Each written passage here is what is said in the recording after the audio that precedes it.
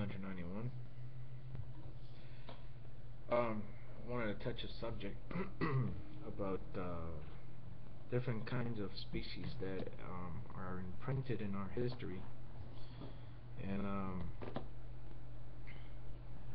and explain a little about the topic of how things went. Um, I want to start with the Hindu. Um, in ancient times, uh, there were celestial people or people that came from other places. I should say planets, and these people were with their skin pigment as blue, uh, and they were the ones who started believing in their gods or god of Buddha, um, and some other gods as well, not Buddha alone, but Buddha is a god, and he is a god that came from the planet that the blue people came from. There's a lot of uh, blue people out there, but they're not here in planet Earth anymore because, like I said, the different species started battling each other here on Earth to dominate this planet. And what they did, they enslaved the the original humans being from this planet, which is the black African people. Um, the Egyptians, uh, the original blue bloodline of the Egyptians, all of them had elongated skull, like this drawing that I have here. And if you want a you didn't if you didn't have a long skull, you were not part of the blue bloodline. You wouldn't be a pharaoh. I believe that those tombs that we have today in Egypt, and most of them are in Cairo, and Museum of Cairo, and showing the who who were who was Tutankhamun and Akhenaten and all these. Those are those are bones that they placed in instead of the giants that they originally found in the tombs of Akhenaten and Tutankhamun. And besides Tutankhamun and Akhenaten, they were never found. They were disappeared, just like Hitler was disappeared, and supposedly Osama bin Laden. Um, they what they did is that they just put bones there that they're not the original bodies of these characters. Um, for you to be a pharaoh, you had to had a long-headed skull, and if you didn't have it, you were just a lesser level of species. Um, Here I got another picture of the Vikings, um, and this is how a original Viking looked like when I saw it in my vision. This is what they are: draconians. They are part of the serpent gods and the serpent people, and they are a creation from the Chitauri, which means Anunnaki. For those of you who don't understand, this is how a real Viking used to look like, and they were pretty big. And as you see, they had slit eyes, sharp teeth, ears down to their neck, and they were pointy. And the helmet here, so the ones that wore this helmet, you had to be a original blue bloodline to wear this helmet. Other Vikings, supposedly human Vikings, that were just followers of the uh, the kings of the V. Okay, they were just followers, and they couldn't wear a helmet like that or some other stuff that they wore um, in their army or their vestments.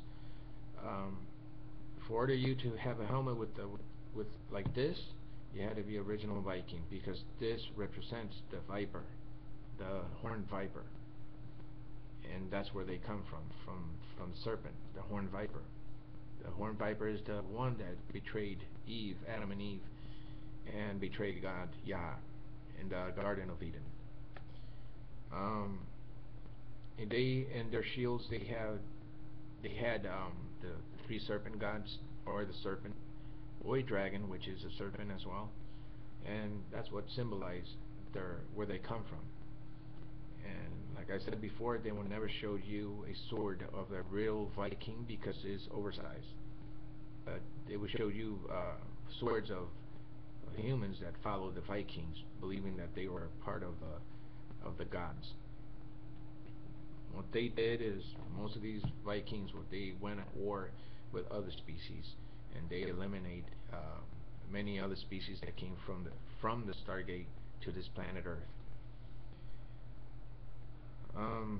It's disturbing when you look at it. Imagine in real life, you know, it's disturbing, and that's the truth. And you know, I'm not just saying these things. And for me to talk about these things, I I have done my homework, and overall, I've been blessed, especially when God actually shows me all these images and and uh, and I can't say that God Himself have talked to me because it's not true, but I have seen Him, and He's got His own people to talk to me about the truth, and that's the angels. And if you have seen my other videos when I talk about my alien abductions, I talk about two kinds of entities that abducted me. And the last one, which is the beings of light, and what most of us call angels. They're the ones that has helped me to get closer to my Father, or my Creator, God Yah. They were the ones who showed me the truth about most of the things that have been hidden in history. Uh, Most of them, what they did is point me out where to go, what to see, and what to read, and how to decipher things. And I'm uh, I thank them very much for all that knowledge. Um,